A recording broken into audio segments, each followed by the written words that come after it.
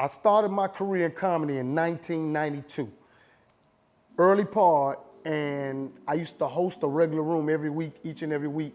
And when Hurricane Andrew hit, that was the time, because I used to work at the airport as a skycap. That's when I put in my notice right after Hurricane Andrew and went full scale, 24/7, doing stand-up. And how I lasted as long as I have is because I was determined. I had no plan B. Most people say, what you gonna do if this don't work out? I say, this gonna be my plan A and my plan B. It's gonna work out. Ain't no ifs, ands, buts, opposed, and I made it work because I learned the business of comedy opposed to just the stand-up part and performing. A lot of comics, brothers and sisters, they sit home and wait for their phone to ring. I did the opposite. Let me see what I can do with my phone not ringing. And I started my own comedy night each and every week in South Florida in Miami at a club called Miami Nights. And when I started, the crazy part was, I thought it was just gonna be a quick little gimmick and I was gonna move somewhere else, but ended up being, I left Miami Nights, the following week after that, the Improv.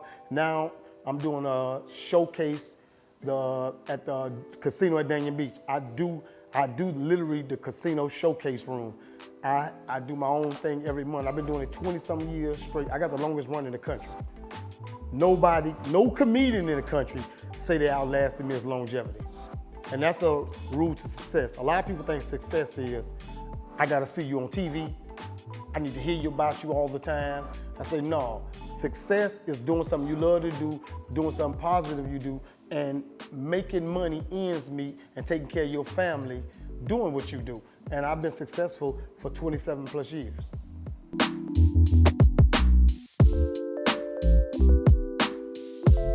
My favorite topic of comedy is, it could be anything. Experiences, my experiences. I always think about things the way I think in my mind frame of thinking, because when you black comedy and black comedians, we all have I would say a narrow mind frame, and we all go through the same things. That's what I mean by that. We all grew up somewhere in the inner city or the hood. We all went through the same things. Games we played, experiences we had, the parents, your mama beating your butt, the neighbor fussing you out. We all went through that same thing. So I put stuff in the spectrum the way I see it. And the way I always do is I take stuff, true stuff, and I exaggerate on it. So I could take something that's might be crazy. Case in point, I could say to somebody like, man, you dumb as brick dust. You know, brick dust ain't good for nothing. So that's what literally I do. I take my stuff, my experiences, and I exaggerate on the experiences of my life and how I see things.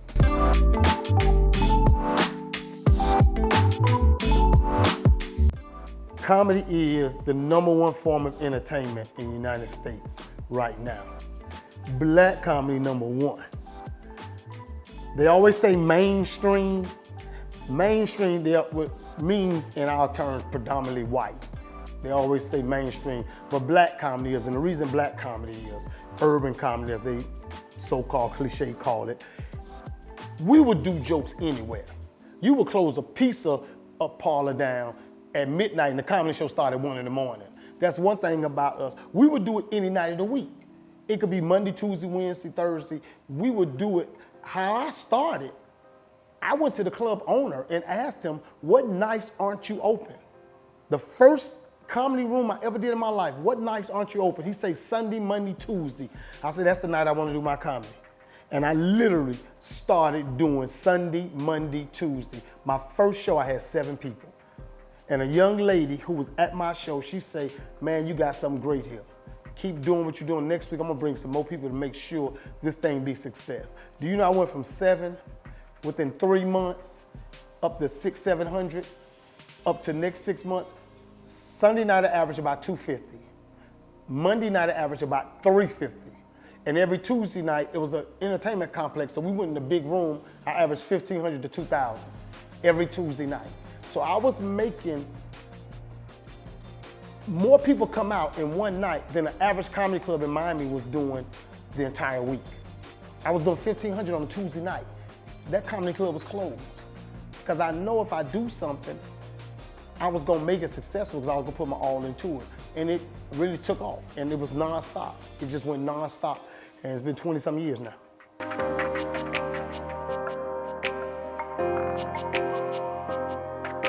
Comedians that make me laugh are comics that surprisingly will be ones you never heard of.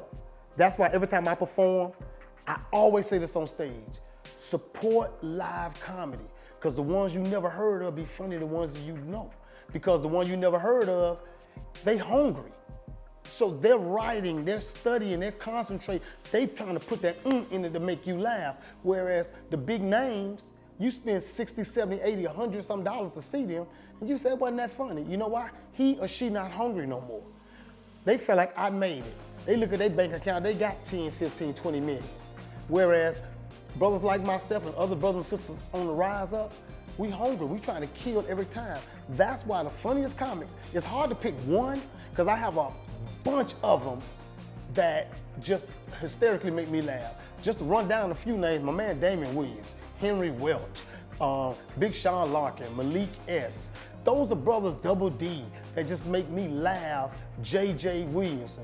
Brothers like that just make me laugh hysterically when I watch them, and the reason why is because they hungry. They going up there and know, I gotta destroy the room. If you see a big name walk out, he don't have to work hard. First of all, when he walks out there, they stand up for him. They get there yelling, whoa, it's a 5-minute ovation before he even say a joke. Then he just mellow out through his set and thank you and get off. Then you look at the opening acts before him. A lot of times they be weak. That's why I got love. Now, big names who I got much love for, I have much love for Cat Williams. Cat Williams is one of the few people bring headliners to come in front of him. I'm talking about headliners, brothers and sisters I know get standing ovations all the time to open up for him. He said, I have to earn this money to get it. Mike Epps, I give him props. Mike get national headliners that destroy places to open up for him, but a lot of them, they get people you never heard of or peons or people that's not that funny. And they walk up there, they just up there going through the flow because that make them feel like, yeah, I'm gonna kill the room. When actuality, you're not killing the room. You just went through emotions. You put a weak person in front of you, so that don't make me like go hysterical over you. I always say this: you get 100, 200,000 a show, earn it. Brothers like myself and others, brothers and sisters, we trying to get 200,000 for the year. You just made it that night in 45 minutes. Whereas earn the money. A lot of them, you see them, you gotta go out there and earn it, but they not hungry no more. It's like you eat, if your mama cooked Thanksgiving dinner and you at 12 noon ate some Burger King, some McDonald's, Popeye's chicken, you ate all that. You're not hungry 4 o'clock when dinner comes. You ain't hungry, you full. I ate earlier. So a lot of them ate earlier. They're not hungry no more. Whereas I'm hungry. I got up in the morning, I ain't even eat breakfast. I'm waiting on that turkey. I don't want nothing else. I'm gonna devour it when I get in there. And that's how you're supposed to be with comedy. You're supposed to always be hungry. I respect Eddie Murphy is supposed to be coming back. But Eddie said, I need to be on the road for at least a year and a half, 2 years to work. He says, there are too many funny brothers and sisters out here that are destroying rooms. And I have to get my comedy on that level. Even if he gets some of them brothers and sisters to write for him. He knows, because Eddie is the mega. And when he walk out there, he better come with it. Well, people gonna be like this. All right, you better come with it. I know you ain't did nothing since the 80s, but you better come with it right now. And that's a long time to be off from stand-up.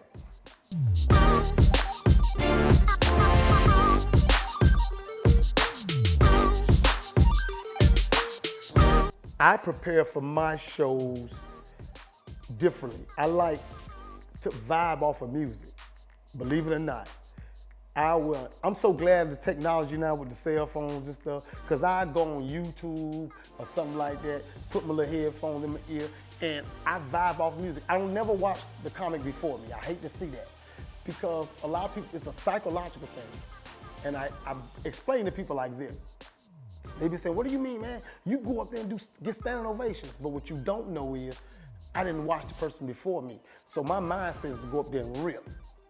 If I go up there and see somebody before me, kill the stage and he get a standing O, or she get one, now I'm be thinking, oh hell, I gotta come harder. And it can mess with you mentally. It's like fighting. When you're on that stage, you fighting. You fighting for your career, you fighting for your next show, and you fighting to get potentially more shows because it might be a potential promoter, producer, could be a director out in that audience. You don't know. So you're really fighting for your career. If you walk in any place and a guy walk up to you and disrespect you or say something crazy to you or come and jump or slap you or something, you're gonna try to beat the hell out of him. That's just your mental frame. I gotta beat the hell out of him. But if you walked inside a place and you seen that same dude knock somebody out, you see them fall their arms stiff like that, then somebody, the security try to break it up, and he beat the hell out of the security guard. Now he look at you, what you wanna do? You're gonna be scared as hell. You're gonna like, hey man, come on man. You're gonna be nervous, it's gonna mess with your psyche. You probably can beat him, but you just seen what he did, you like, you're gonna be concentrating him, keeping him from your jaw. That's how I look at comedy. That's how I prepare. I get there in the mental vibe, I get some old school jam, I listen to it, and that music hypes me up. And when I walk on stage, I'm one of the few comics, which I see a lot of young comics do now. And I know I set the trend for that. I go on stage and I play my music and I let it vibe longer. Most comics walk up there to average music and they say thank you and get off. I don't do that. I go up there and I vibe. I'm gonna listen to a song, I don't care, it's 3 minutes long till I hear my part in the song. And I vibe and that prepares me to start flowing. And then once I get through, I tell DJ, cut the DJ, and then I get into my act. So I vibe the music. Now, especially in Miami, a lot of the young comics pattern themselves. I see them vibing to the music now. And what they do is, I look at it as a badge of honor. Because what they're doing is, they're looking what makes him tick to do what he does every time. Every time he gets on stage, he real. Maybe I need to vibe the music more and get my thoughts together. Because that's really what I be doing. Because a lot of times, I don't know where I'm gonna go at, what direction, if I see something. And something else, a little secret I never tell nobody, when I'm on stage, a lot of people notice, because I wear glasses, I wear hats all the time, when I'm vibing, I have my eyes closed. I vibe the music with my eyes closed and I'm just feeling it, and then I say, cut it DJ, and then I go into it. Or I might say something, man, it's my jam, but I'm gonna close my eyes again and vibe. Basically, I'm just preparing myself mentally to get into this thing, to rip this.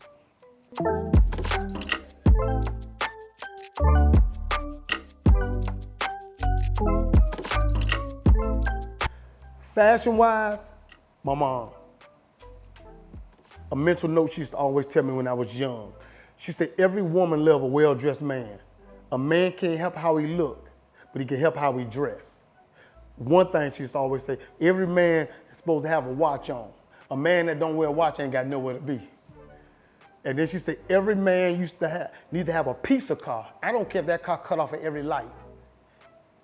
It could fire right up when the light changed again, but have a piece of car or something. And those three things, she said, just a thing a man's supposed to have. And every man supposed to own a suit. I don't care if it's blue, black, get some neutral colors, but just own a suit, because you never know when you got to go to an event that requires that. And style-wise, I used to always, I could see other people dress a certain way. I wanted my own style, my own fashion, my own flair. And I wasn't trying to do that on purpose, that just was my style. And the crazy part was when the newspaper in Miami, the Miami Herald, wanted to do an article on me, because they voted me as South Florida's best dressed celebrity. And I was like, I didn't know that. And they said, you talking about big names in South Florida, a lot of big names. They said, your style just separates you from anybody else. Even if you dress down, your dress down is better than somebody dressing up. You can wear sneakers I was wearing sneakers with suits and stuff before it started being fashionable within the last couple of years. I used to wear, why you wearing sneakers? I said, you worry about you. Because I'm performing. When I'm on stage, I'm performing. I can wear what I want to wear when I'm on stage because it's a comedy club or it's whatever. And that's what I used to do. I vibe whatever I'm feeling. Even, it's so crazy, I remember going to a concert and I had the Italian, the European fitting suit, slimmer, but kind of flooding. And this guy, he walked in the music with his lady, and he said, dang, Marv, man, you flood, man. What the hell wrong with you? You doing that bad? I said, nah, I'm doing that good. You doing that bad because your pants hanging off your ass, and you're a grown man. I said, you 30-something years old, man, pull your pants on. What you mean? And his own woman say, Babe, you can say what you want. That looked nice what he got on. He was hot about that compliment. But guess what? About 4 or 5 months later, I seen him again at a different event. It was a party. And now he got on the suit, kind of, showing his ankles. And I said, boy, I'm glad I rubbed off on you, player. But I'm gonna give you a word to the wise. Because he was kind of big dude, kind of pudgy like. I said, you're a little too big to be wearing. I pulled him aside. I said, unlike you, I'm not gonna try to shine on you in front of people. Because I only do that when I'm working. I'm off work right now, but I'm gonna give you a couple of things you don't know. You're a big dude. So really European suits not too stylish for you. You can still wear a regular suit, just take it in a little bit at the leg, but keep the regular flat because you're a big dude. Number 2, I guess your daddy wasn't in your life a positive male role model. I grabbed his sleeve and say, snatch this damn tag off your sleeve. Grown men don't have a tag on their sleeve. That's something little boys wear because their mama didn't know because the daddy wasn't in the house. And second of all, pop these strings off the slits on the side of your blazer. You got that, your whole blazer hugging you. I say, now don't say, next time you're gonna say, next time you see me, I want you to say, man Marvin, all right. Say, Marvin is my friend, but I ain't his friend, because I tried to shine on him publicly, loud in front of everybody. But I tell people, when I'm off work, I ain't going back and forth with you. I'm cool. What I'm shining for, I ain't getting a check for this, thank you. But when your own lady looking at me, talking about that look nice what he got on, I know he wanted to choke the hell out of the car, he was mad. I always say, never diss the man that your woman say, look nice. Just the rules of life. Say, babe, we need to get some suits like that for you. But he was a pudgy dude. And I said, you ain't really, you can wear the regular, but just when you get towards ankle, take it in a little bit, but not tight, because now you're gonna look like you're on some leggings. So I said, I'm taking it in a little bit.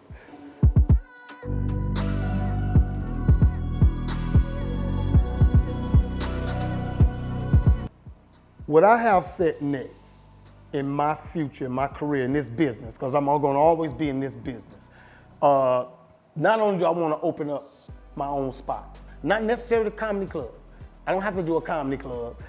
I just want a nice lounge for people, my people, to come and socialize, hang out, have a good time, listen to good music, good food, good drinks.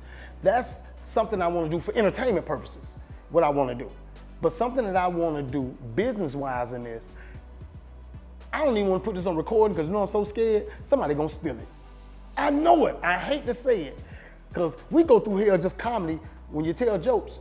I remember back in the days when a vet seen you do a joke and he liked it or she liked it, they say, man, how much for that joke? I will pay you for that joke. Or can you write for me? Nowadays, these cats, I call them kleptomaniacs of comedy. They just steal your jokes. I call it, damn, you just gonna jack my joke? I don't do it the same way. Tomato, tomato. You the Big Mac, I'm the Big Mick. What the hell is the difference? You got the golden arches, I got the golden arts. Come on now, what is you saying? And then they'll be saying, I say, that's like saying, I ain't got no car, I got an automobile. It's the same thing, man. You just said the same exact thing. And I have a talk with the young brothers and sisters, whatever, because I always say it's not good to steal. Because when you steal from somebody, and then you work in front of the person who you stole it from somebody, but you don't realize the person who you stole it from, he stole it from the person that you worked for this week. And you don't even know that. You thinking you stealing his joke, he gonna say, man, why you stole my joke? I no, you didn't write it. I've told comics that, man, don't insult my intelligence. You did not write that joke. And one comic, I proved something to him. I literally pulled up an old footage of mine. It happened to be, I pulled it up on YouTube and let him hear it. And he just sat there. No, Ma, I heard somebody else say it. That's why you don't steal. I've been doing this 20-something years. You've been doing this 7. You mean to tell me, I know the joke is ageless and timeless, but you did not create that joke. I did. And that's why it's not good to steal. We could talk about premises growing up when I was, maybe your mama used to beat you, when you used to 1 potato, 2 potato. That's just black culture, and I don't care if you do nothing like that. That's just fun. But joke, premises, situations, all that, you did not make that up. I made that situation up. When I do a joke about AAA, about my car breaking down and got towed, you did not do that. I made that up. I told one dude one time, you called Uber here, so what do you know about AAA? You know, so you gotta break it down to the young brothers and sisters. But what I plan on doing is something that's gonna benefit brothers and sisters in comedy, excel them to the next level, and help them along the way. What I plan on doing, setting up. Because what I wanna do, there is none in the Southeast region, none. And I'm gonna do it and set precedents for it, because I put my stamp in. Not only am I a comedian, I book rooms. I do once a month in Tallahassee, once a month down in South Florida, casino showroom. Once a month, every 4 times a year, the Bahamas. I book a spot in Dallas, Texas. I just got recently contacted to book 3 more spots, because people like my selection, how you pick them, you don't have no favoritism, and you picking true comedians. Like now, the big wave now is the social, comedians on social media. I call them social medians until they graduate to comedians. Because you do a funny skit or something, that's not stand-up. And I try to explain that. You got time to edit, cut, slice, add, subtract. When you on stage, you ain't got time to do that. You got to go straight funny. And I tell any young brothers and sisters, and I've told several of them, man, learn the craft. I love what you're doing. Get that money, brother. Get that money, sister, but learn the craft. Go up in these open mic nights. You're not too, it ain't too late to do that. You thinking, well, it's too late. I got millions of followers and I ain't got time to be trying to start now. Yes, you do. If I broke it down to a young comic about an airplane. I said, I could do a skit in an airplane cockpit and make everybody laugh. But Delta ain't finna say, Marvin, we want you to fly our plane. You know what I gotta do? I gotta go to school. I gotta get that book. I gotta learn, take test lessons of flying. It take me a while to learn how to fly. But that's what I want. If Delta say, we're gonna pay you this, because at the end, you're gonna make money in the end. Because sooner or later, when they put you on that stage, your talent gonna speak for yourself, and people gonna realize you aren't funny. Now, you're not popular no more. And I tell young comics this, I got this from a white promoter. Well, he was a big time promoter. And I'm talking about work with some of the world's biggest entertainment. And he mentors a lot of up and coming, predominantly white promoters. He say, I'm gonna tell you something, Marvin, can I be open with you? Hey, I want you to be open. He says, I feel sorry for your people. And I said, what you mean my people? He told me something, he said, what you don't realize is, when we get an act for social media, and he does something crazy or stupid, we don't take that act and throw him out in front of an audience of our people until he's ready. We'll get writers for him.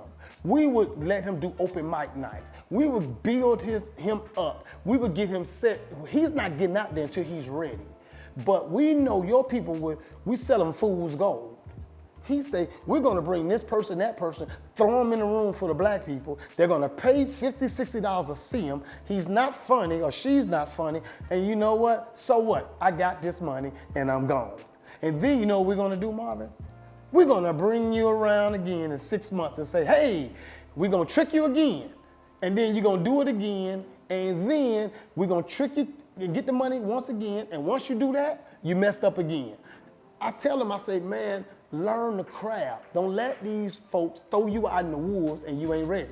Learn the craft. That's why I tell any young comic, brother or sister listening, learn the craft of this. Because this is a skill, this is a profession, this is how you earn your living. Don't make everybody else look like fools because you didn't want to learn your craft. You just want to run and get the money because the money ain't gonna last that long. I've been in this business over 27 years. Once you've been here, you might have been in 1 or 2. Once you get to this level, then you're gonna say, I know what he was talking about.